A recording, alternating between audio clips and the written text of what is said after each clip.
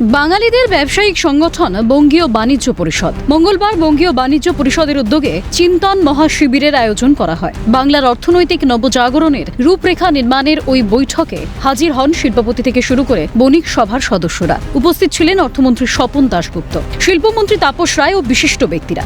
অনুষ্ঠান থেকেই বাংলার মানুষদের জন্য সুখবর দিলেন শিল্পমন্ত্রী তাপস রায়। পুজোর আগেই বাংলায় আসতে চলেছে 6টি বড় শিল্প। বাংলায় বিনিয়োগ করতে চলেছে একাধিক কোম্পানি। পুজোর আগে 4-5টা খুব বড় বড় কোম্পানি তারা বিনিয়োগ করছে, লগ্নি করছে। এদিন শিল্পমন্ত্রী তাপস রায় বলেন, বাংলা ও বাঙালিদের পেশা ছিল ব্যবসা, সেটা প্রায় শেষ হয়ে গিয়েছিল। আমি কার্যভার নিয়ে দেখলাম আমাদের বিজনেস পলিসি নেই, ল্যান্ড পলিসি নেই, ল্যান্ড ব্যাংক নেই। পশ্চিমবঙ্গকে বাঁচাতে হলে, তার পুরনো গরিমা ফেরাতে হলে, নব প্রজন্মকে বাঁচানোর জন্য যা যা করা দরকার তা করতে হবে। এটাই সরকারের চিন্তা ভাবনা, অভিমুখ শিল্পমুখী।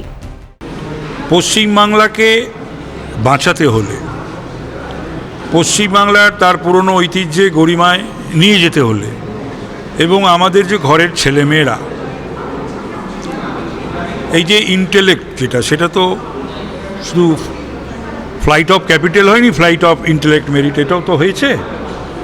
তো সেই নবপ্রজন্মকে বাঁচাতে গেলে যা যা করার তো করতে হবে, সেটাই আমাদের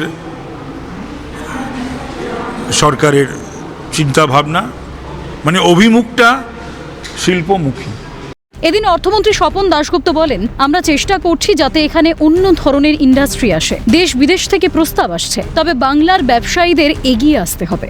প্রচণ্ড সম্ভাবনা আছে। আমরা যতটা সম্ভব মানুষকে একটা পরিবেশ তৈরি করার চেষ্টা করছি যাতে এখানে ইন্ডাস্ট্রি অন্য ধরনের ব্যবসা আসে।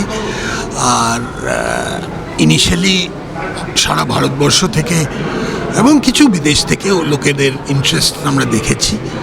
আমার এইখানে আজকে বলার উদ্দেশ্যটা ছিল যে বাঙালি ব্যবসায়ীদের, তারা বলবে যে তারা যেন পিছিয়ে থাকে না, তারাও যেন এগিয়ে আসেন, কেন দে শুডন্ট বি লেফট বিহাইন্ড।